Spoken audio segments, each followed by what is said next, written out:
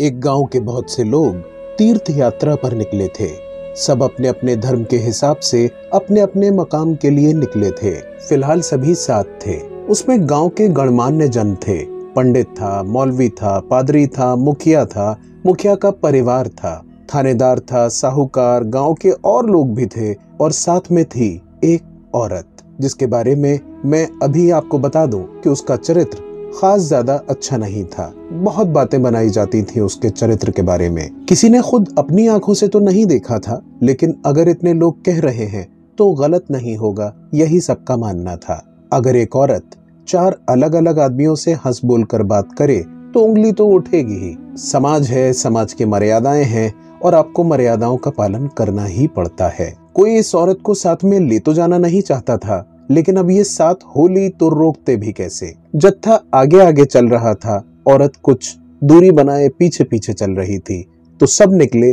गांव से 20 कोस दूर जंगल से गुजर रहे थे कि घनघोर तूफान शुरू हो गया। तेज बारिश, बादलों की गड़गड़ाहट, बिजली की चमक, सब दहल गए। सबने भागकर एक खंडहर में शरण ली। पानी छत से टपक रहा था। लोग जैसे तैसे खुद को बचा रहे थे। औरत भी दूर एक छज्जे के नीचे खड़ी भीग रही थी। बारिश है कि खत्म होने का नाम न ले, तूफान है कि बढ़ता ही जाए। तीर्थ यात्रा में अब ये कैसा अपशगुन।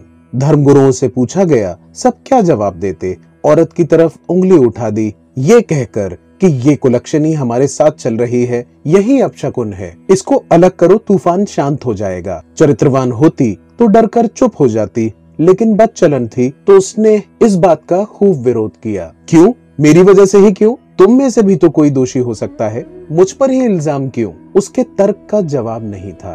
तो ये तय हुआ कि सामने जो पीपल का पेड़ है, हर एक आदमी जाएगा और उसे छूकर वापस लौटेगा। जो दोषी है, ईश्वर उस पर बिजली गिराएगा। महिला ने ये शर्त नहीं मानी, लेकिन बाकी लोग मान गए। एक एक करके सब पीपल के पेड़ की ओर जाते, उसे छूते और वापस खंडहर में आ जाते। किसी पर भी बिजली नहीं गिरी। आखिर में बस महिला ही रह गई। सबने उसे देखा और बोले कि तू ही है कुलटा, तू ही दोषी है। धक्के देकर उसे खंडहर से बाहर निकाल दिया। पीपल को छूकर आ, नहीं तो वापस घुसने नहीं देंगे। उल्टा बेचारी क्या करती, धीमे धीमे कदमों से पीपल की तरफ चल दी। सब दम साधे देख रहे थे कि अब ईश्वर न्याय करेगा। औरत ने पीपल को छुआ और बिजली गिरी और खंडहर में खड़े सब इज्जतदार एक साथ जलकर भस्म हो गए। महिला अकेली चरित्रवान निकली। ईश्वर ने न्याय कर दिया था। भीड़ एक सुर में बोले तो वो सही ही हो ये जरूरी नहीं। भीड़ की कोई विचारधारा नहीं होती, भीड़ के पास कोई हिम्मत नहीं होती, भीड़ का कोई लक्ष्य नहीं होता। भीड़ भीड़ होती है, हांके जाने लायक। भीड़ से डरने की जरूरत नहीं। आप अल्पमत में हो तो घबराने की जरूरत नहीं। हो सकता है आप अकेले ही विवेकपूर्ण आवाज हो। देख लीजिए, अपने चारों तरफ भीड़ नजर आएगी, विवेकहीन अंधी भीड़। इस भीड़ में आपको डॉक्टर, इंजीनियर, वकील, शिक्षक, साहूकार, धर्माचार्य, व्यापारी, आपके अपने दोस्त, परिवारजन सब मिलेंगे। आपको लगेगा कि कहीं आप ही तो गलत नहीं हैं। इतने सब लोग एक सुर में बोल रहे हैं तो आप पर दबाव बनेगा उनसे सहमत होने का। और अगर आप चरित्रवान हुए तो सबका सम्मान रखने की खातिर हाँ में हाँ मिला भी देंगे। आपको इस कहानी से ये सीखना होगा कि अपने आप को सही साबित करने के लिए कभी कभी आपको निर्लज्ज होना होगा। निर्लज्ज लोग अपने पक्ष में खूब जोर से बोल पाते हैं और जब पक्ष मजबूत हो तो निर्लज्ज बनिए। दूसरों के सम्मान को जूते की नोक पर रखिए और अपनी बात को ताल ठोक कर रखिए।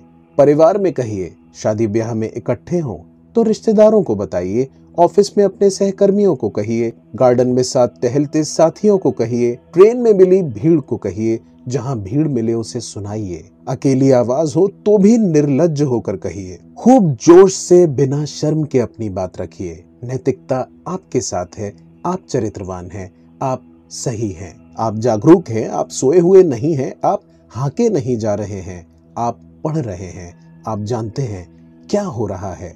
आपके पास रीढ़ की हड्डी है, आपकी आवाज में अब भी विरोध के स्वर मौजूद हैं। आप अभी धर्म को लेकर जज्बाती नहीं हुए हैं। आपको दूसरी कौम का आदमी दुश्मन नजर नहीं आता। आप उमर खालिद के लिए सोचते हैं। आप अब भी जिंदा हैं। आपकी जबान अब तक काटी नहीं गई है तो जोर से बोलिए, बेशर्म होकर बोलिए, ताल ठोक कर बोलिए। तुम गलत हो, तुम सबके सब गलत हो, मैं अकेला सही हूँ।